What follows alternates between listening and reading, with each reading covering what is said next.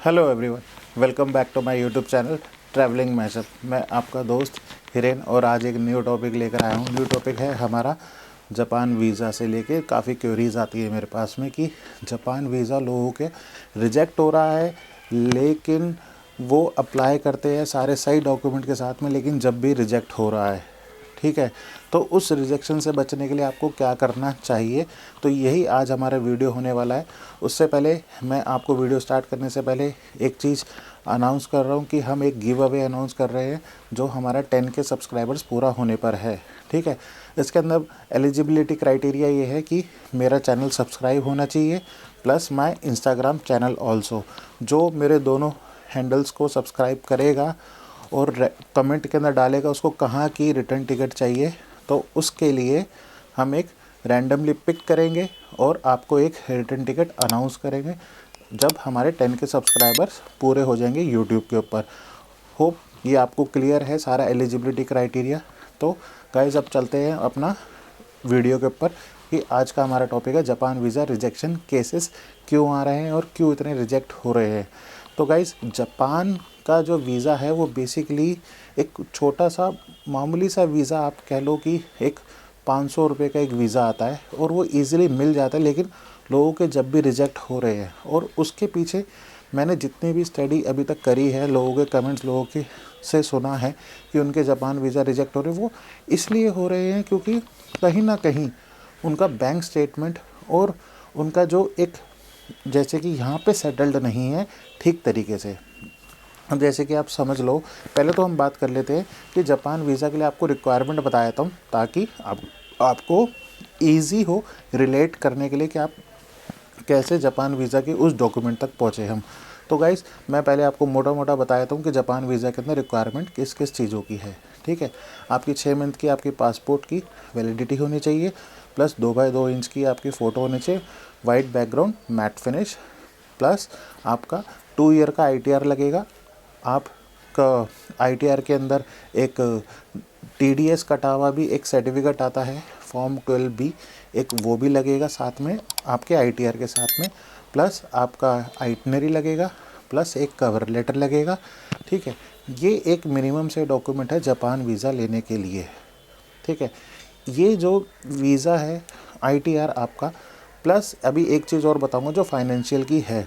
अभी पहले हम ये डिस्कस कर लेते हैं कि जो ITR है आपकी, वो 12B के अंदर जो आपका टैक्स कटा हुआ है या तो TDS, आप जो भी टैक्स भरते हैं तो वो TDS सर्टिफिकेट के अंदर आपका लिंक्ड और मेंशन्ड रहता है कि आपका इस एम्प्लॉयर और इस बिज़नेस से आपका टैक्स कट रहा है।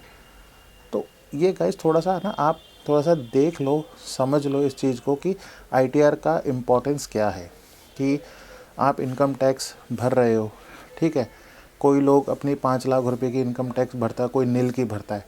ठीक है, लेकिन अगर जो फॉर्म 12B निकलता है, एक जो TDS उसी वेबसाइट से निकलता है जो हम जहाँ TDS जहाँ पर हमारा कटता है, तो उसके अंदर ना एंट्री रहती है आपकी एम्प्लॉयर डिटेल की और आपके बिज़नेस डिटेल की।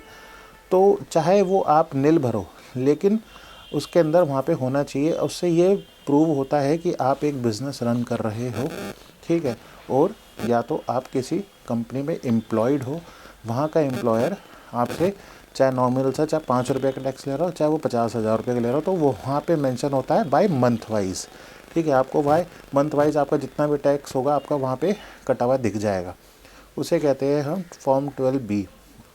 तो ये हो गया हमारा ITR। अब आता है फाइनेंशियल के अंदर हमारा बैंक स्टेटमेंट। बैंक स्टेटमेंट आपकी ऐसी होनी चाहिए कि आप वहाँ पे खर्चा और एक्सपेंस आपके पूरे मैनेजेबल हो, कि आप वहाँ जा रहे हो। ठीक है, आपके खर्चे ऐसे होने चाहिए कि आप यहाँ सस्टेन कर पाओ और वहाँ भी जाके आप वैसी ही लाइफ सस्टेन कर पाओ।